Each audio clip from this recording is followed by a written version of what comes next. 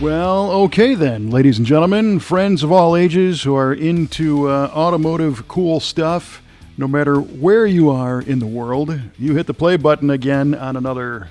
Kevin, another gemütlich episode of V8 Radio. Oh, yes. Very nice. Thank you. Yeah, dig that one, which is... actually, I know the longer form of that, which is Gemütlichkeit. Oh, nice. Yeah, which is a non-translatable German word into English. Well, which, generally my translation says pleasant and cheerful. Yes. Well, Gemütlichkeit is pleasant, cheerful, feelings of good times. Gotcha. Just kind of, here we are. You may tell our good friend Chris Rahn of the Stubborn German podcast he may use that as the Stubborn German word of the day. All right. I will tell him that you are, in fact, a regular listener. Yes. And cover you, because he has. Oh. Whoops.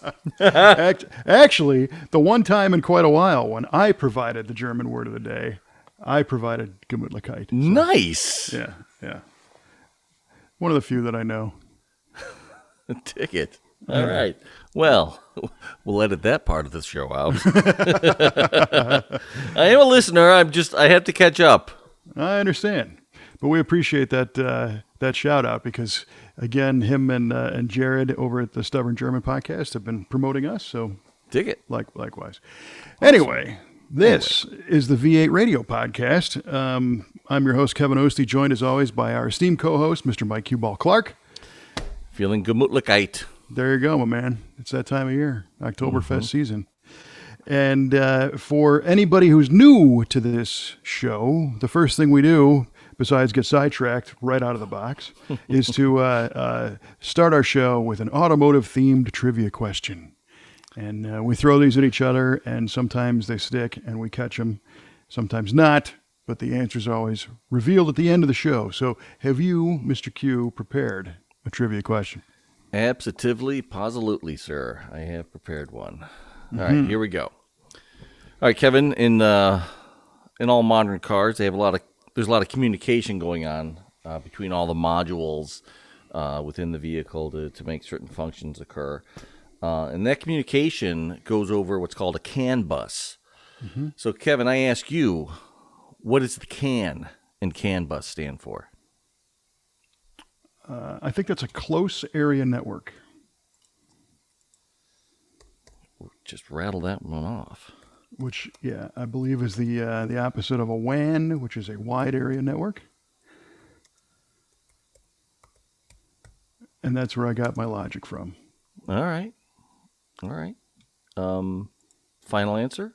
That is. Well, all right. Gotta make up for our little sidetrack at the beginning of the show and get right to the point. Fair enough. Now I hope I don't hem and haw for 20 minutes on this next one. Yeah, I used to know what the protocol was on the CAN bus.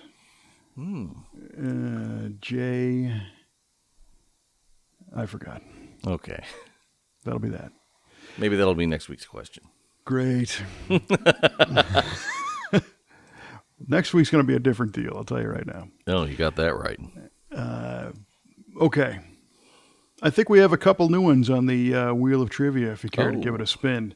There's right. This is like a roulette wheel because it's either black or red. You got number one or number two. Oh, nice. We'll go number two. Number two. Wow. That's an interesting one. Okay. So, there are car manufacturers add certain letters and numbers and stuff to the performance versions. Yes. Right? And,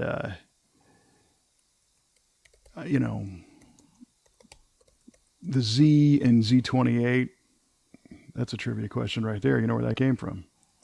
That's an option code for the a handling pack. That's the code. It's an RPO code. That's exactly right. Yeah. So along those lines, what automobile manufacturer built a speed record holding M5? What company produced a speed record holding M5? Mm-hmm. What automobile manufacturer? I mean, the first thing that comes to mind is BMW. Mm-hmm. BMW M5. But it's not that car. easy. None of your questions are that easy. Maybe it is. So it is not. No. Maybe that's it. No quarter asked, no quarter given is Kevin Osie's mantra. Bavarian Motor Just Works. stop typing. Stop. Oh gosh, and performance version, speed record holding M5. Are you allowed to tell me the year in which the speed record was achieved? No. No. Fudge. All right. Oh man. Well, it can't be BMW. It'd be way too obvious if I gave it a year. It would be. Okay. Oh boy. Then. Oh, good heavens. Foreign or domestic? I don't want to give this not away. going to give that to me either, are you? Yeah. An automobile manufacturer built a speed record holding M5. Oh, good Lord, man. We are, well, you know what? We're just going to go for it and say Duesenberg. Wow, that's a doozy. It is a doozy of an answer. Duesenberg. Heck All right. Heckfire. Yeah. Was that the the Duesenberg Heckfire? Yes. All right. Moving along now. All right. Well, we will find out at the end of the show. Your answer has been duly noted. Thank you. I appreciate that. Great No, question. you're welcome. Jeez. Always bet on black, apparently. And that's Yeah. what you got. Yeesh. All right. So you alluded to next week. Next week we will be, like right now, at the SEMA show as we record. Yeah, man. This. Yeah. I will be working right now. You will be. You'll be working the SEMA reveal. That's right. And you'll be getting on an airplane. I'll be almost. Oh, I'll be in the air. Yeah, right on. At least, yeah. So man. I think what would be fun is we should definitely record a podcast at SEMA. Yes, without a doubt, yes. And I think we should just do one on the show floor or something. Okay, cool. That's what I'd like to do. Okay. And I'm trying to minimize the complexity of that because, we've got our digital recorders, but those require microphones with cables and stuff to carry around. So I might have a way to get past that a little bit. Okay. And make it able to fly light. But, cool. But just let me know what I have to bring, and we'll bring it. Right on. So it's probably going to be Wednesday. Okay. I have a little bit of time Wednesday afternoon. All right. I'll be at the SEMA Central Stage the whole week, Tuesday through Friday. But Wednesday afternoon, the stage is being occupied by the SEMA Launchpad finalists in a program of sorts for a couple hours. So they're like, well, I guess you can take off. So that's my opportunity to go see some of the show. Cool. And then have a show within a within show. a show. you sound like Bob Ashton talking about old bicycles. That's right, exactly. Well, I was just reading my McCacken magazine that came in today, and I was looking at the show within the show. That's it. Yeah. Well, that'll be next. But back to SEMA. I also did learn that my 2-hour window on Wednesday might be occupied a little bit.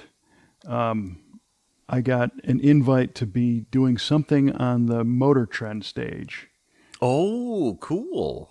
during that time period, and I'm not sure what that is. I mean, Okay. I know what the Motor Trend stage is. I don't know what they want me to do. Kevin, have you heard of Motor Trend? Really cool company. Yeah, Great magazine. yeah, brand new. Mm-hmm. So I don't.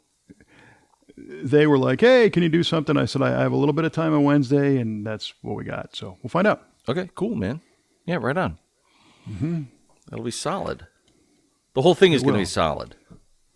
Yeah, it's going to be great. I heard. I don't know. They keep saying somewhere around 1,300 exhibitors, although somebody said with participants and registrants and exhibitors and all the people so far, they're looking at right around 100,000. That's fantastic. Yeah, that's a good size show. Yeah, for sure. Thank God the new West Hall is open. Well, yeah, and that of course, that is down from 19 because many people are electing not to go, and we've talked about that before. That's Yes. it's their loss, unfortunately. It's kind of a bummer. But I do think that those who will be there, it's going to be interesting because the West Hall is a huge thing, and they moved all kinds of stuff over there, and the off-road and truck and four-wheel, and I think the overlanding stuff is over there too. Okay. So automatically there's a bigger footprint just because of the new hall. Sure. In addition, for social distancing purposes and whatnot, they've tried to build in some additional room into the aisles so that there's a little more space. Okay. So that'll be kind of nice. And then with a slight reduction in exhibitors and attendees, there's going to be a lot of space, which I really dig. Sure. You move around a little bit. Yeah, I mean, because the past couple years, the show it's always been awesome, but I think you could really feel the increase in participants and exhibitors and attendees really kind of ramp up over the past, I'm going to say 4 or 5 years. And the yardstick was 2008, 2009, when the economy took a dive. It got pretty sparse there relatively. Really? A lot of companies didn't go. A lot of people didn't go just because the economy was so bad. Sure. And the downside was, you didn't have as much to see and talk to, as many people, but you had a little bit of room to get around, Sure. And it probably made better access for the people who were there to see these exhibitors that they do want to talk to and try to build relationships with. Right. And the past few years, it's just the attendance has been so strong. And they also upped the security measures to where you have to go through certain checkpoints and whatnot that you felt yourself in a crowd. Yeah. Which isn't necessarily a bad thing, but if you're really trying to get somewhere and make a meeting or something, that can be a little tricky. So this year, I think it's going to be like hammer down. It's just going to be wide open. Cool. Yeah, that'll be solid. So fundamentally, you'll be able to see more of the show, I think, too. Good. I would like that. Yeah. Because typically it's like if you're only there for a couple of days, you can't see it. Right. Yeah, I think that the last time you had me out there, I was only able to spend 2 days. I think it was 2 days, yeah. Yeah, and that's not enough time. I mean, it was phenomenal the time I did get to spend, but it would have been great to be able to do the whole thing like I'll be able to this year. Yeah, and not feel pressured like the clock's ticking. I got to make it through this next hall and run through it. The clock's ticking. I got to get to the airport. Well, that was your deal, yeah. It was. I got so lucky. I remember talking about that. That was my SEMA moment when I was trying to get a cab, and there was a line, and the guy says, "Oh, you're like some kind of VIP or some kind of big shot." That's right. You're with an industry guy. Yeah, I'm an industry guy. You go ahead and go up front. I'm like, this is great. As people are looking at me with the stink eye, but I made my flight barely. Well, you got to find that guy this year and thank him. Mm-hmm. I sure do. Yeah. Well, that's cool. So that'll be fun. We'll do an episode there, and Wednesday will be good too because you'll have Tuesday and, say Wednesday morning under your belt to have already seen stuff. Sure. For some fun ideas to talk about. And I'm starting to accumulate a little bit of a list of some people that I think would be cool to maybe grab some interviews or sound bites from. Okay, cool. I don't know if you saw that in the notes. Did not see that in the notes. Yeah, so Carmen from A&M Hot Rod Glass. Okay. Super interesting, and I feel that's what's so cool about this industry. There's always something to discover. It doesn't matter how long you've been doing this, and I'm not going to say I'm any industry veteran by any stretch, but I've been around a little bit. And every once in a while I'll come across something that it's like, how the heck did I not know about this already? Right? Yeah. And A&M Auto Glass is that company. Really? And I don't know that they've been around that long. Mm-hmm. I'm going to say 10 years, 10, 12. You can find this out when you're there. Yeah. But it's first of all, it's a female-owned company. This lady, Carmen, that owns it, is also like the lead tech. She's the doer. She's the inventor. She's the doer. Nice.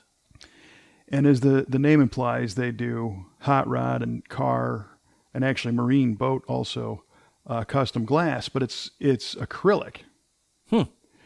So here's the thing, right? I've always seen acrylic windshields and plexiglass and stuff like that used in race applications. Sure. Because in my mind, if you get them dirty and you wipe it off, they can scratch. Mm-hmm. And they're not optically the same as glass, as far as curvature and distortion and light management, if you will. But apparently what they do is really, really freaking nice. And the reason why this has kind of popped up in my head is I was doing some research on Cadzilla, believe it or not. I don't believe you. I know. It's very out of context for my brain. Right. And I learned one of the big things on that car back in the 80s, 89, 88, was that it has all this custom glass in it. Windshield, rear glass. Well, yeah, it's got a chop top and everything's custom, Yeah. So typically on a top chop, you can cut down the original glass because the frame shape is basically the same. It's just shorter, So like you take 2 inches out of the original shape and it's still there. And on glass, you can do that actually by sandblasting it. Really? Yeah, you can mask it off and sandblast and cut it that way. Or you can use a type of grinding wheel and cut it that way. Oh, interesting. I never knew that. Yeah, but it's a different story if you have a windshield opening that's never been done before. Yeah, that makes sense. Yeah, there's nothing factory that can be cut down to fit. Right. And in the case of Cadzilla, the windshield they made it. They fabricated the whole thing. It wasn't like they took the existing and reshaped it. It's clean sheet. So I was wondering where the glass came from. And in that case, that is glass, and it came from a company in Gardena, California. That's they got to be 75 years old, and they make full-on custom glass. They're a glass bender. This is what they do. Oh, cool. And they do it for a lot of buildings, architectural. Okay. That's their bread and butter, but apparently they do car stuff. And I'm gathering that back in the day, the guys at Hot Rods by Boyd maybe knew somebody over there and got them to make something. This custom glass. Yeah. Okay. And Boyd did a bunch of cars with custom glass. That was kind of his thing. That was one of the elements that pushed his shop kind of over the top, was that they had the ability to do absolutely everything. Gotcha. And I think we kind of overlooked that today, which is a little bit of a tangent on my existing tangent. But getting back to A&M Hot Rod Glass, so they are doing all these crazy custom shapes out of acrylic, and I'm looking through their. So I think on Instagram, I think I saw a picture that was posted by those guys, that gal actually. And I said, oh, yeah, that's killer. I don't know anything about them. And I went to the website and found out that they do like a lot of the windshields and rear glass, to use the term, for Rad Rides by Troy. Oh, cool. And for a lot of, super high-end cars. If you remember the Jesse Greening 61 Nomad or Impala bubble top wagon. It was a grade 8 Riddler car. Is white. Yeah. It was a phantom wagon that never existed. Yeah. So the rear bubble glass and the windshield was done by them. No kidding. Really, really nice stuff. And I thought, well, I mean, if it's good enough for those guys, right? It's got to be. Right. But the flip side is those cars, you're not going to see them out on the road every day. So I don't know. The durability, but then at the resistance. Yep. Yeah. But at the same time, the website claims they do a lot of the marine stuff, which is in usage. Sure. So I thought, well, this might be a good one for the Q to flag down and chat with. Right on. And I'm all about it. Get a few of these questions answered, because this is an area that I really have never given much thought to. I know about. I can see that. That's that's really. Truth be told, I never have either. Like you said, when you do chop a top, typically it's just a straight chop, and the windshield geometry pretty much stays the same because you're not moving A-pillars or changing anything like that. Mm-hmm. So it makes sense that you could just cut the glass down and reuse it. But like a Cadzilla where everything is clean sheet, what do you do?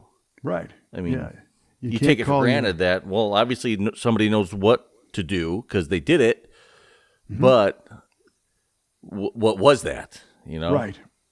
And in the case of that particular car, it was kind of cool because the body is all steel, but Craig Naff, the fabricator, made aluminum windows. He made aluminum patterns for the windshield and the rear window no kidding. And the side glass that fit the car. And then he sent that over to the glass shop, and then they made them off of that. Gee whiz. So he's able to shape that aluminum and do everything, curve it the way he wants it, and have everything just so. Just perfect, yeah. That's great. It is. Unbelievable. So I started thinking, again, because in our shop, we do a lot of almost things in the opposite vein where we want these things to oftentimes look stock. Correct. They just don't perform like that. Right. So it'll have its original profile and body lines and all that jazz, just, gaps tightened up and a better finish, but underneath it might have 1,000 horsepower and, awesome suspension and stuff. Mm-hmm. So as we expand our capabilities in our shop, which we are, I have to hand it to our team. These guys are growing every single day in abilities and desire and creativity. We're going to have a need to do this stuff. Sure. So where do you go? And again, having been in this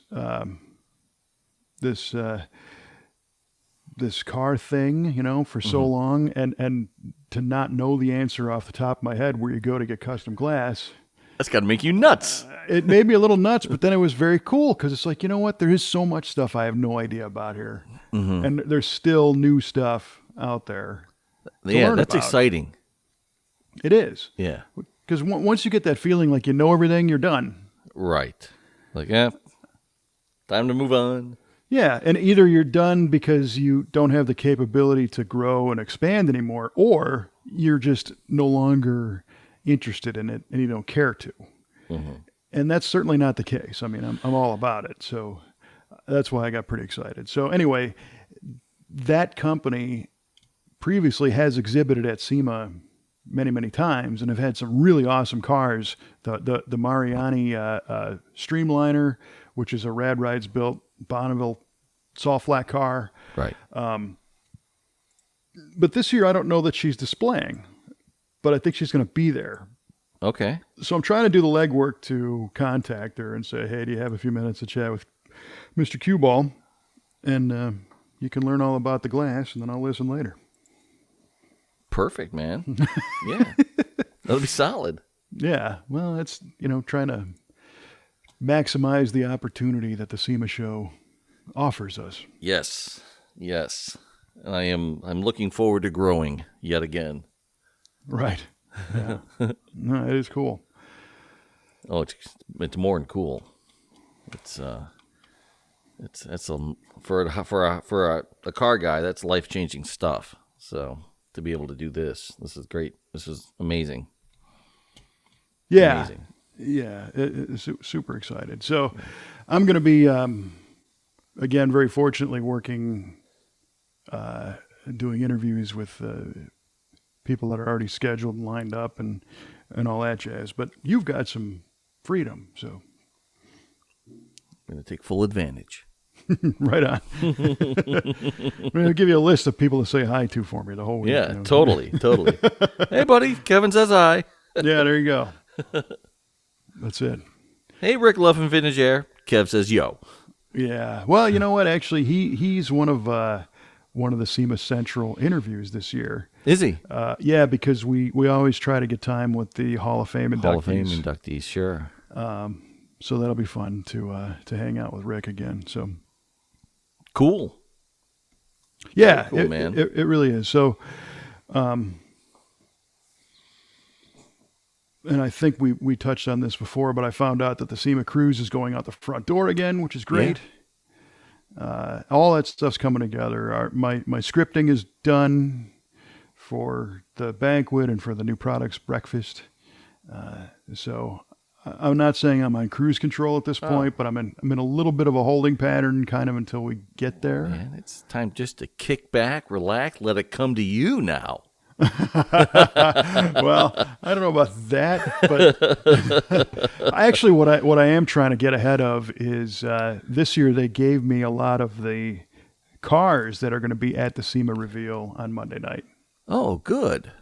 And the first time, I had no idea. The first time was the first time for the whole event, so nobody had any idea what was going to happen. Oh, I gotcha.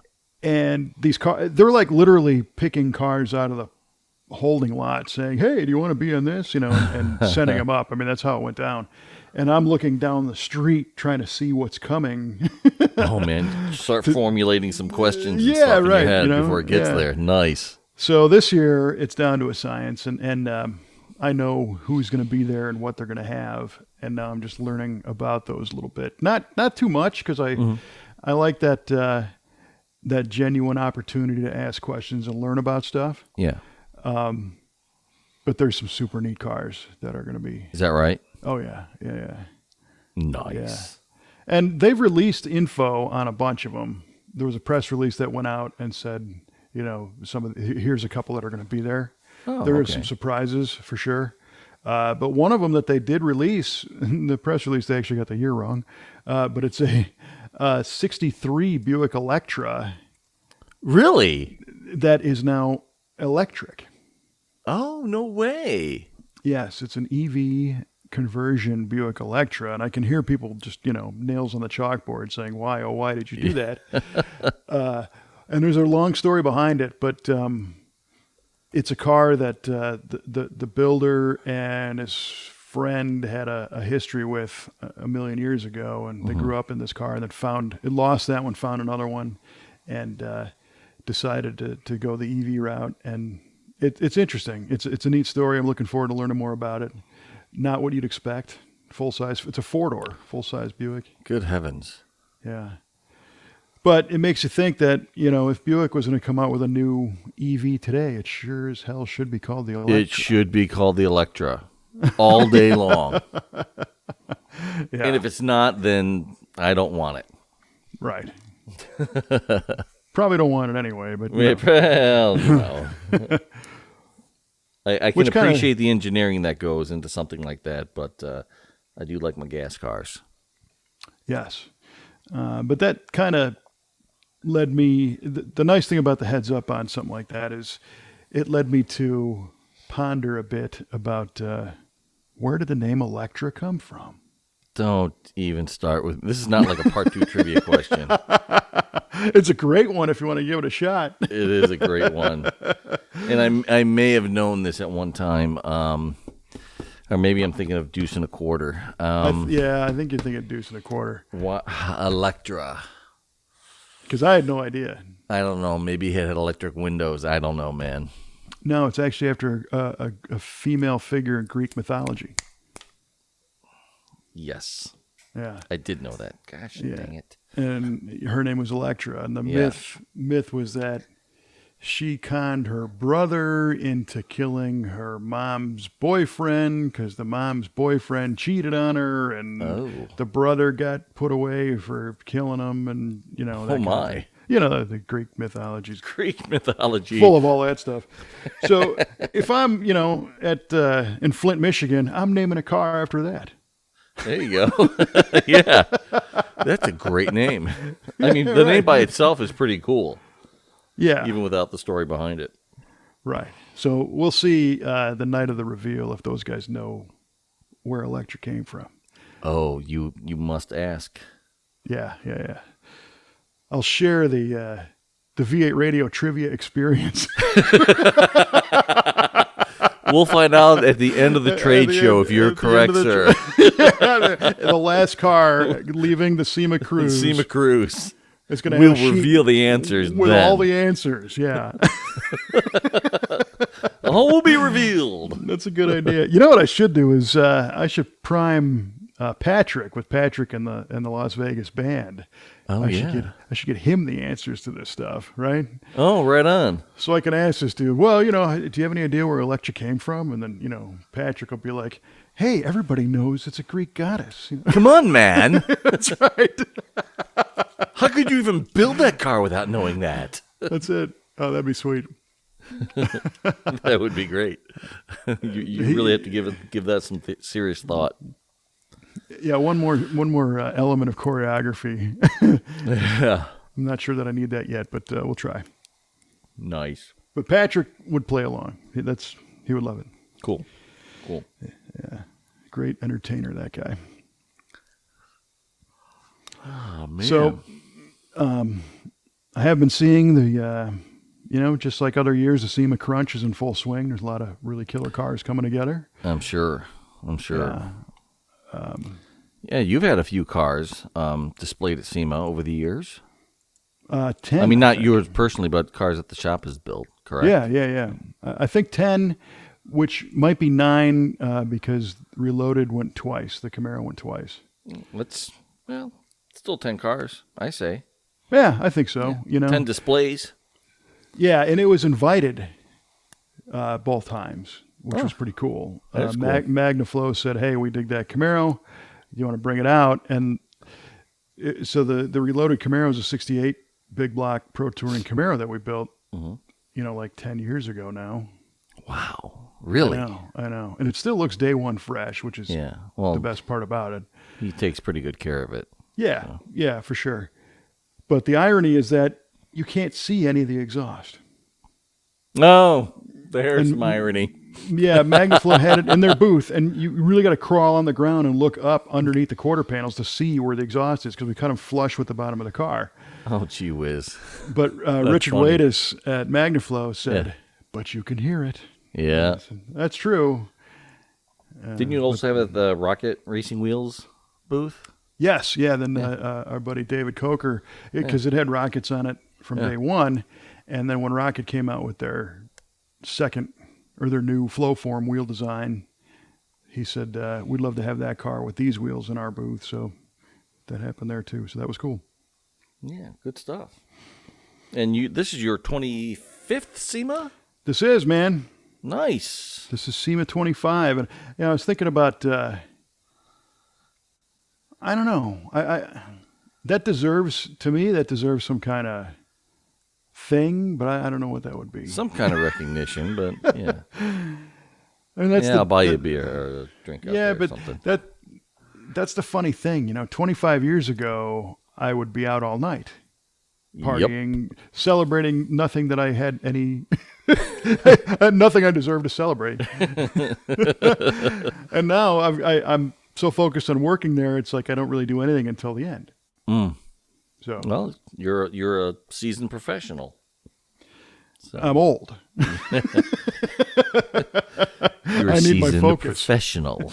Yeah, right. There you go. But we do, like we said before, we've got reservations at our secret restaurant at the end. Yes. And you're in on that. Yep. And our friend Grady and his son will be there as well, so that'll be cool. That's fantastic. I haven't met Grady's son yet. Oh, you'll like him. He's a good guy. Good deal. Good deal. Yeah.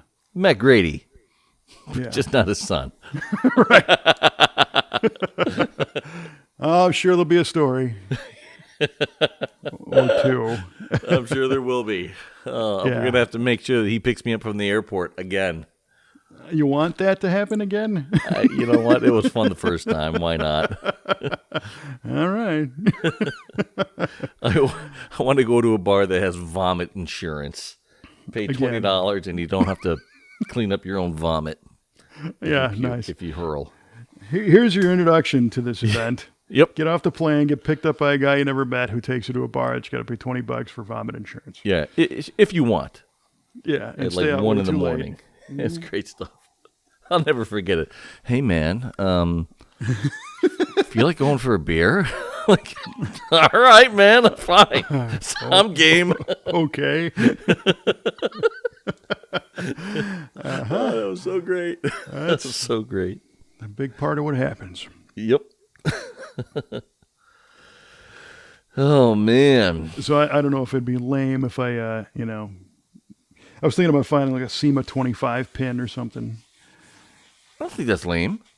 Yeah, but it at the same time, it wouldn't be official. This is the 55th year of the SEMA show. So if I got a SEMA 25 thing, they're going to be like, what are you doing? The 25th year. The Yeah. 25th show. So We'll do I something. think that's fine. I don't think anyone's going to give you a hard time. You're Mr. SEMA. That's a stretch. But but yeah, no, it'll be cool. And it's interesting to look back and see how the show has changed. And certainly my role at that event over the past 25 years. When's the first time you did anything officially at SEMA rather than just be a participant? Well, because it is an industry show, I've technically been working there every year, just for different organizations, right? Really? So the first time I went was for Hot Rod. Okay. And That makes sense. I'd only been working at Hot Rod for a few months. I mean, the show's in end of October, and I started in July. And I was in sales at the time, and ad sales, not knowing anything about what I was doing. Mm-hmm. And when the other people on the floor in my office were like, "Oh yeah, man, SEMA's coming up," and I'm like, "Yeah, boy, I'd really love to go to that." And they're like, "Well, you're going." I am. Oh, Really? Yeah. He's like, really? And this was like anybody else. I had read about it and seen pictures, and I always, knew that, that's where new stuff was. But, back in the mid-'90s, you didn't have the media exposure. You had magazine pictures, but you didn't have television episodes. You didn't have, obviously, videos on your phone and all the rest of it. So it was much harder to get a grasp and get prepared for what that event was. And then that was the year that I drove my 69 Riv out there, and I said, if I'm going to the SEMA show, I'm driving to Vegas from LA, and I'm taking my old car, and it made it, which was good. And it is good. nice drive through the desert, and I made it day one to the show floor, and it just completely blew my mind. Nice. Like everybody, Sure. I'll never forget it. But what was so cool about that is right out of the box, I had the good fortune of having a great company to be associated with. Mm-hmm. So it was Hot Rod's 50th anniversary in 98. Okay. And this was in 97. So the coming year was Hot Rod 50th. So we had shirts. In fact, I have some in a box right over there. Nice. That say Hot Rod Magazine 50th anniversary, little thing, kind of like my little SEMA 25 idea, Right on. And I was walking through the show, trying to figure out again what I'm doing there because my mind is blown and I'm supposed to be selling advertising or at least making contacts and networking because, you weren't really supposed to be selling there. It's kind of against the rules. Right. But I didn't know, the people that I was working with except on the phone. A lot of these companies that I dealt with, I was talking to them on the phone, but I didn't really know them in person. So I'm walking around and by having that Hot Rod 50th shirt on, I was kind of automatically one of the good guys because everybody liked the guys from Hot Rod. Cool. And the guys and gals from Peterson Publishing were okay at that point. So as opposed to being somebody from a manufacturing company that made, lug nuts or something.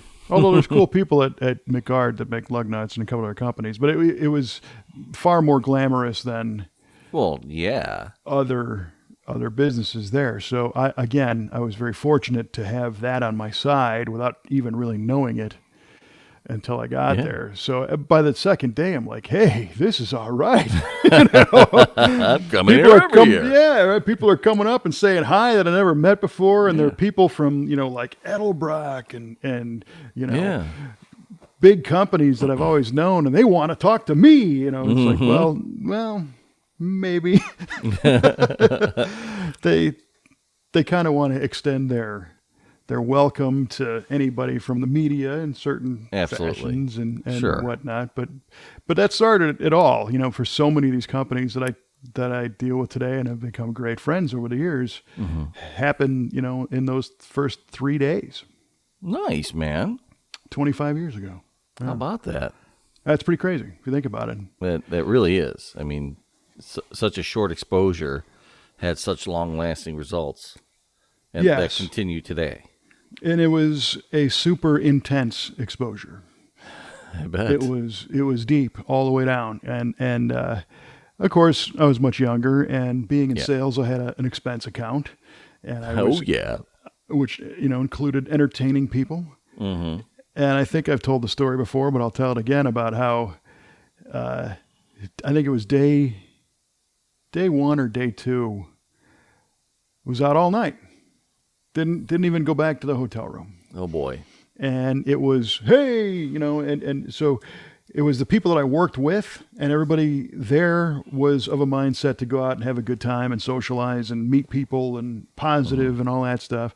And then of course you're meeting all these people, and then I'm meeting other people from my company that were in different cities. The guys from New York were there, and the guys from Florida, people. Oh, I gotcha. So it was kind of this reunion thing that, and at the time, it was the Las Vegas Hilton. It is now called the Westgate. But the Vegas Hilton had a bar in the ground level casino that was kind of on the way home, and we were staying in the Hilton, which was a nice place to stay. It still is. It's the closest hotel to the event. It's basically attached to the convention center, so huge bonus. So did our thing on the floor and came through, and it's like, oh, here's this little bar. And they affectionately called it the Hooker Bar at that time. Nice. I think it was actually called the Crystal Bar because it had this crystal chandelier overhead. Not because Crystal was a hooker or anything. Oh, absolutely not. She's just working her way through college. That's it. Yeah, just actress. So sitting there at the bar were people that I worked with and people that I just met and other people of note that like Pete Shapouris was there, and guys that other legends and stuff. So sure enough, next thing you know, it's like 5:45 in the morning. Oh man! And I got to get bright because I got to get back on the show floor and get back to work. And it wasn't in any way that I was going to jeopardize this opportunity. I'm not going to screw this up. So I'm going to be there. Doesn't matter what shape I'm in. So my buddy and I, another guy that I worked with, we went to this little, cafe in the hotel and drank some coffee and had some breakfast and drank a bunch of water. And, so now it's like 6:45 and we're, starting to come around a little bit. the previous evening is starting to wear off, if you will. Mm-hmm. And sure enough, this guy named Glenn Booker comes walking in, and Glenn worked for Peterson Publishing, and he was the guy that interviewed me in Chicago. Oh, right. Before I went to L.A. Sure. And you know how it is, if you put a good word in for somebody, you don't want them to screw up. You want them to be a quality person, right? Quality referral. Well, that's kind of how Glenn looked at me. He didn't want to be like personally let down if I was some golden screw up, but also didn't want other people saying, "Hey, Glenn, how'd you let that guy through the gate?" Right. Yeah, that makes him look bad. Yeah, absolutely. Right. Even though it doesn't, but it kind of does. Yeah. So, here it is, like going on 7 a.m, and I'm sitting there having coffee, and Glenn comes walking in, and he's like, "Oh my gosh, Kev, how you doing?" I said, "Hey, Glenn, I'm doing great." He's like, "Man, so this is your first SEMA?" And I said, "Yeah." And he's like, "So what'd you think?" And I said, It's insane. It's so cool." He's like, "Yeah, what I think is really impressive." And I said, "What's that?" He said, "Here's a guy on his, a young guy in Vegas on his first SEMA show. And it's almost 7 a.m, and he's ready to hit the floor, and he's up and running." And I'm like, "Yes, that is right. That is what's happening here, Glenn. That is the scenario you've come upon. That is what you are seeing." Love it. And he said, "Yeah, it would be if you weren't wearing yesterday's shirt." Because the shirts rotated colors every day. Is that what we're supposed to do? I'll have to go back up and change. Exactly. He had the navy shirt on, and I had the brick colored shirt on, and I'm like, damn it. And he looked at me and he goes, "You know what to do." He said, "You're awake. You got to change your shirt, go kick ass." And then he walked away chuckling, very much like, like my dad did when I went away to college, and I called him that the first weekend it snowed, and told him a story about how I couldn't make it home because I fell asleep in a snowbank. He was mad because I think my mom made him be mad, but he thought it was kind of funny. But I made it through that too. Nice. Yeah. Oh my gosh. Oh, that's good stuff. Yeah, that was 25 years ago. Man, it goes by fast. Yeah, right? Yeah. Yeah, I bet it does. And it's funny because I've seen a lot of stuff there, but I have these very specific images and memories, and part of it is because I was fortunate enough to stay in that same hotel a few years when I worked there for Peterson. And then when I left that company, I was on my own. So we would start to get, smaller hotels. And then eventually, as our company started to pick up, we would rent a house, and you experience that, when you came out, and we'd bring our crew out and whatnot and stay in a house. But the past couple of years, working for SEMA, they put me up in that same hotel again at the Westgate. Oh, nice. It's sweet. And it's totally a convenience thing for me, because there are times when I have to be on the show floor and then go back and get changed for the banquet. And sure. I don't have time to go back across town to a house. Take an Uber to a bloody house and then change and take an Uber back or something. So that really works out well. But every time I go through that down the hallway, I remember the first time I met Dave McClellan in that hallway. Oh, cool. Holy cow. Yeah. And the first time I met Linda Vaughn was in that hallway. Right on. And John Force. Hallowed ground. It's a hallowed hallway. Yes, a hallowed hall.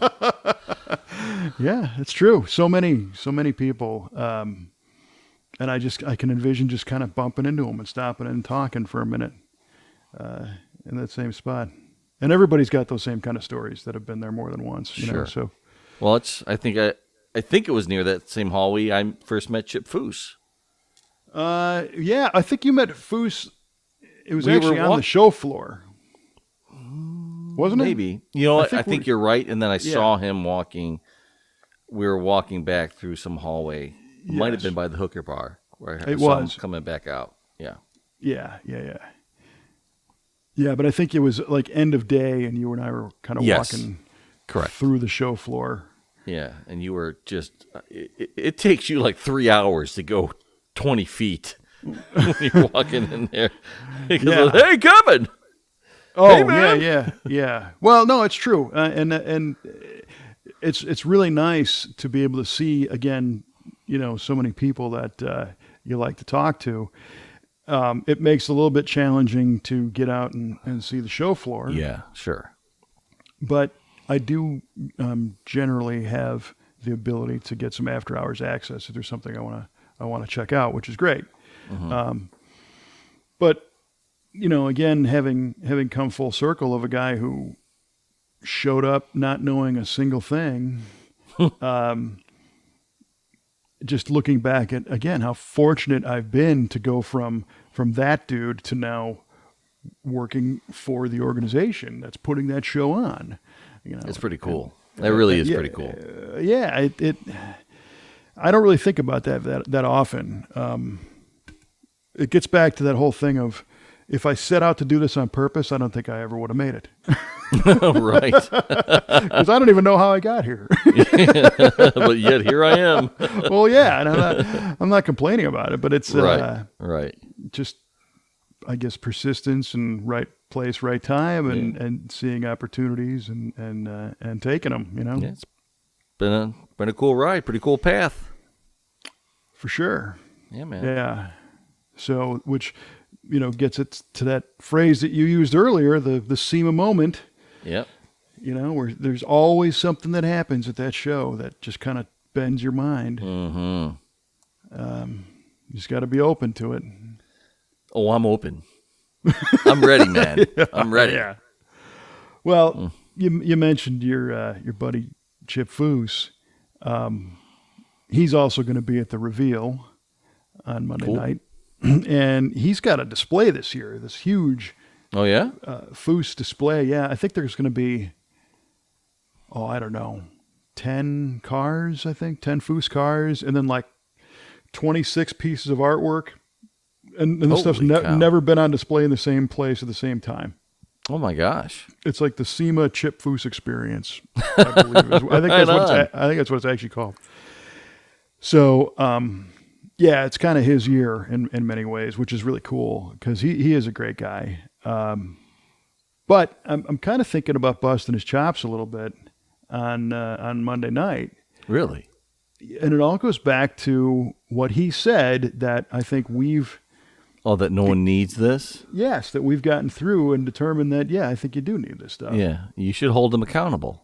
I'm thinking I'm going to do that. Okay. But in the nicest way possible. Well, for sure. Yeah. I'm not going to, You said. Correct.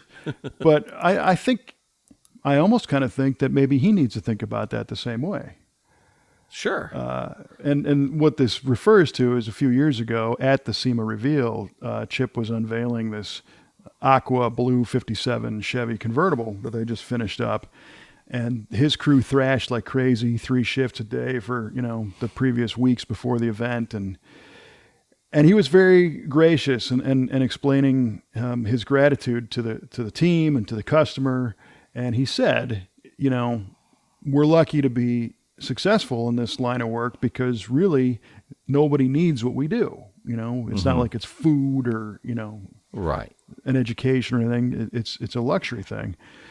And on an episode of V8 Radio, we talked about how if something occupies your mind as much as your dream car or whatever it is, I think you actually do need it. Yes. And when you get it or get to work on it, it makes you feel better and you do better in life and everybody around you notices an improvement. So that kind of validates that. So I know the message he was saying. Yeah. Spending money on your hot rod maybe isn't priority one, but I just think that language of nobody needs it needs to change. I think. Yeah, I would agree with that. I thought the same way he did until you enlightened us with that, the quite the opposite viewpoint on that, and it makes sense. And I never really gave it that much conscious thought about how much I think about my car, and I think about it a lot. Yes. So I mean, I've been way happier since I've gotten this back, fully put together and running, than I was when it was all taken apart. So yeah, in that respect, I do need this. Right. So yeah, I get it. I get it now. It makes you not only feel good or whatever, but just tonight, as I was wrapping up business at the shop, Sarge came in, who I've mentioned before. He's our shipping and receiving and organizational manager, and we were talking about this exact same concept, because we have a car in the shop right now that his dad restored. Really? Yeah. So it's a Camaro. It's a second gen Camaro that Sarge grew up around until he was 5 or 6 years old, and then his dad sold it. And it went through a crazy chain of events. He actually traded it, I think, to a local used car lot, and then it sat on the lot, and somebody bought it. Well, the guy that bought it was his uncle. No kidding. So it never really left the family, but Sarge didn't get a chance to really see it very often. And today, a week and a half ago, 2 weeks ago, it came to our shop to get roadworthy again, because it's been in storage for many, many years. And that's killer. It's flipping Sarge out, because he's like, I've spent more time with this car in the past 2 weeks than I have since I was 5 years old. Wow. And he really started to dwell on how important that car is in this whole experience, and how, in his words, we don't build cars at our shop. We bring people experiences, and we connect them. And that's, what our mission statement is, to connect people with the best times of their lives through things with wheels. Yeah. And Sarge says, and I love this, I was very honored to hear him say it, that he doesn't feel like he comes to work every day. He feels like he's going to hang out in the garage with his dad. Oh, man. Right? That's awesome. How cool is that? That is very, very cool. So he gets to talk and play with the parts and see the cars and do all this stuff that is very, very meaningful to him. And I'd like to think it's very meaningful to all of our team. And I know that, there are times when a part doesn't fit, or you're waiting for something. There's stress of the job and whatnot. Yeah. But what Sarge said tonight, he told me that, and I was kind of blown away by that. But what he also said is that when people talk about the financial investment or whatever that these things require, he said, if it makes you happy, you can't go down to the grocery store and buy a box of happiness. You're right. You cannot. I mean, you can get some Count Chocula, which is pretty close. You can get some Calgon if you want. Get taken away. But no happiness. That's right. And for him, being around that Camaro makes him happy. So there's two cars that got him into this stuff, and one is a 70 Chevelle that he still has, that he built with his dad, and then this Camaro. That's killer. And the uncle still has the Camaro? It's still the uncle's? Yeah. That's solid. What year still is in it? the family. It's a 73. Ooh, nice. Yeah. Very nice. It's cool. It's a red Z28, and it's cool. Oh, that's cool. Is it an RS? It is, I think it Split is. bumper or not? I have not actually spent a whole lot of time with this thing, and I feel bad about that, because I've been gone so much, and we kind of brought it in and haven't really dove into it too much yet. But yeah, it's a great car. I mean, I'll certainly share more with it, our next episode. I'd like to have Sarge as a guest, as a matter of fact. But let's make that happen. Boom. Yeah, it's on the books. Yes, Sarge, if you're listening, you're coming on the show. Yeah, for sure. So, yeah, the stuff, it has meaning, and the next level up is when it's your career as well as what you dig, and that's why SEMA has meaning to me. It's people that like the stuff enough to make a go of it and feed their families. Well, sure. I mean, that's part of the reason why this podcast means so much to me. I love the whole car scene, and to be able to talk about cars with you and share these experiences with the 3 people who listen to the show is Oh, yeah. it's really great to me. Man, we're up to 3, Yeah, man, we just tripled our listenership. including you and I. Yeah, that's right. But no, it means a lot to me to be able to do It this, does. and all of the things that being hooked up with you has brought to me has been, I'm beyond grateful. Well, I appreciate all this that. cool stuff. Yeah, for sure. And this is something that I've wanted to do for years, and just didn't have anybody that was willing to spend the time and hang out that, was good at chatting about it and new stuff. So I appreciate it too. Yeah. It's a blast. It's great. Yeah. So And once again, we were a little ahead of the curve. a little bit. Talk to people, and they're like, "Yeah, I'm starting a podcast." Really? It's awesome. Yeah, it's cool. Yeah, have you cool ever story, done bro. one? Yeah, it's been what, 6 years? Yeah. Five and a half. Yeah, I think we started in May, so I think this coming May will be 6 years. Yeah, man. Pretty soon we're going to have V8 Radio 25 badges on. Yeah, man. We're gonna have our hearing aids in. What? I didn't hear you. That's right. Whistling and stuff in the microphone. Well, our words will just be scrolling across the screen. There'll be live closed captioning. You wait. That'll That's be coming. great. Yeah. All right. Well, listen, the people want to know, the inquiring minds want to know the answers to our trivia questions. Yes, they do. All right, here we go. So, Kevin, I asked you, what does the CAN and CAN bus stand for? And you said close area network. That's probably wrong. Well, yes. Yeah. It's actually controller area network. Yeah. I mean, it's, you know what? I'm going to give it to you. Hey, right on. So, it's it's close enough. It's been a while, so that's good. So there we go. Controller area network. They didn't have those on Duryers, so that's... Yeah, no doubt. Actually, I meant to ask the bonus question. I totally spaced it. But what auto manufacturer first used the CAN bus in one of their production vehicles? See if you can guess that one. That's a great question. And I know Mercedes-Benz was an early adopter. I also think that it goes back farther than that. Because in the early 90s, Mercedes-Benz had them before OBD2. They were still OBD1.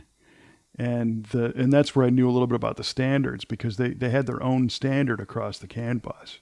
They were using a different protocol, and the scan tools wouldn't work with them and that kind of stuff. So who is the first? It is actually Mercedes-Benz. How about that? The 1991 W140. Yes, which I owned a 95 W140. Yeah, man. It's Solid. one of my all-time favorite cars. That big white one you had. The white one was a 140. Yeah, I remember that car. Yeah, so 91 was the first year for that chassis. And yeah. I remember, so my 95 was the last year of their proprietary OBD. Oh, no kidding. And 96 it became OBD2, and I had to get, I think they call it Starlink. It was the Mercedes specific computer to read it, and a breakout box and all this nonsense. Oh, brother. Moral of the story is the check engine light stayed on. The black tape went over it. Yeah, that's right. Lights But there fixed. you go. Yeah. All right. Yeah, well, man. I feel good that stuff. I knew something on that. Mm-hmm. Okay.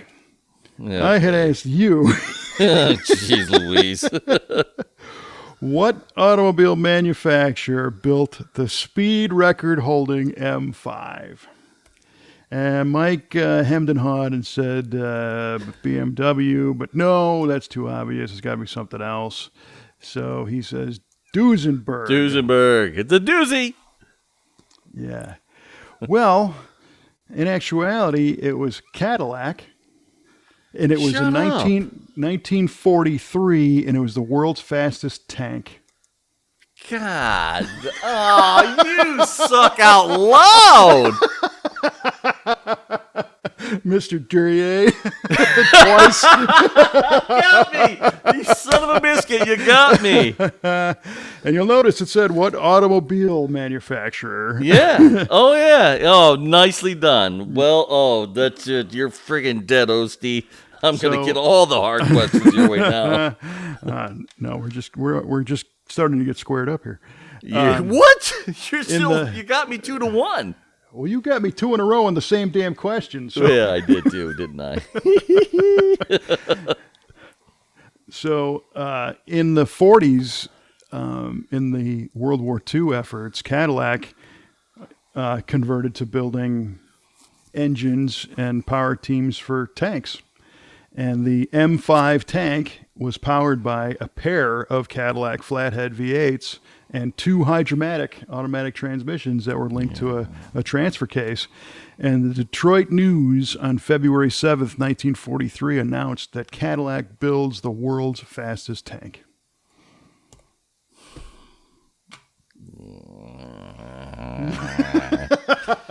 I'm not very pleased with that question at all. It certainly was trivial. It was. So 43 Cadillac or M5 tank powered by Cadillac flatheads. That's it. All right. You got me. Good. Well played. Well played. All right. Mm-hmm. Well, I'm sure you'll come up with something. And, I'm calling Yardley immediately. You got to figure this out on your own, man. I came across that on my own. How'd you call no Yardley? Yeah, well, you've been in SEMA 25 times, pal. Yeah. All right, you got a head start on me. That had nothing to do with this. Actually, I was doing some research and came across some World War II era automobile brochures, and I thought that's interesting because everything stopped production of cars in America in World War II, and how did the automakers handle that? How did they in a PR standpoint, right? Mm-hmm. How do they say we went from we're Ford, we went from making cars to making bombers? Bombers, yeah. So that was a different time when it was not only super cool, but it was preferred and it was embraced that Ford made bombers. Mm-hmm. That's what they wanted to hear. They wanted to hear our best engineering was going into making things that were helping our company win the war. Yep. As opposed to today, where I think it would be looked down upon, like, how dare you make things that hurt people? Yeah. Right? That's a whole nother show. Right. So these advertisements were pretty cool because it says in 43 you could still buy a civilian Cadillac. Could you? And 43? I think so. Yeah, and 42, 43 was the end of the line. Oh. But they were running print ads that said Cadillac, standard of the world, is starting to make tank engines and stuff, and it was a selling point. And they were hoping that you would remember that after the war, so that you'd come back and say, "Oh, see. You guys are patriots. You helped me. Mm-hmm. I'm gonna buy your stuff. You helped my dad come home alive. I want to buy a Cadillac." That's right. Yeah. I got or you. a Ford or whatever, because they all contribute. Sure. I think Pontiac made artillery guns and artillery. Yep. Yeah. Buick made airplanes and motors and Chrysler, cool everybody stuff. did. Yeah. Way to pivot. So that's how I found that. I didn't have to call anybody. Well, I came up with the CAN bus question all by myself. Well, that's a good one. Yeah. What you should enjoy is that as I was reading that, I thought, I bet Mike would do good at this. This would be a good question for my friend Cue Ball. My friend Cue Ball. I bet I could destroy him with this one. Duryea. That's not entirely You're sitting in your office with your maniacal laughter and wringing your hands. People are looking at you like, what is that crazy SOB doing in there? Maybe a little. Yeah. All righty. Well, glad we got through that. Yeah. Good times. Yeah. So if you enjoyed listening to our nonsense, you can hear more of it. There's more to come. Push that subscribe button, and it'll automatically populate in your device. That doesn't sound good, does it? But Well, as long as you accept the feed, it will populate. yeah, it'll fill your device. Yes, and while you're at it, go ahead and leave a review and rate our show. 5 right. stars only, please. That's it. It's like when you go to the dealership for an oil change. Yeah. Did you get a If there's 5-star any reason experience? why you can't give me a full 5-star review, tell me now All right. so I can fix the problem before you submit the review, huh? Yes. Except in our case, we can't fix any of this. No, I can't fix nothing. All right. Okay. Well, cool. Next episode should come to you from the SEMA show floor, so that'll be fun. And then right after that, we're going to dive into the Muscle Car and Corvette Nationals. Ba-boom. With a, Good times. Preview on that one, and more fun to come there. So that's about all I got. That's all I got, man. All right. Well, for Mr. Mike Q-Ball Clark, I'm Kevin Ostie, reminding you to keep all those flatheads pushing forward in your tanks. And we'll talk to you next time on VA Radio. I hate you.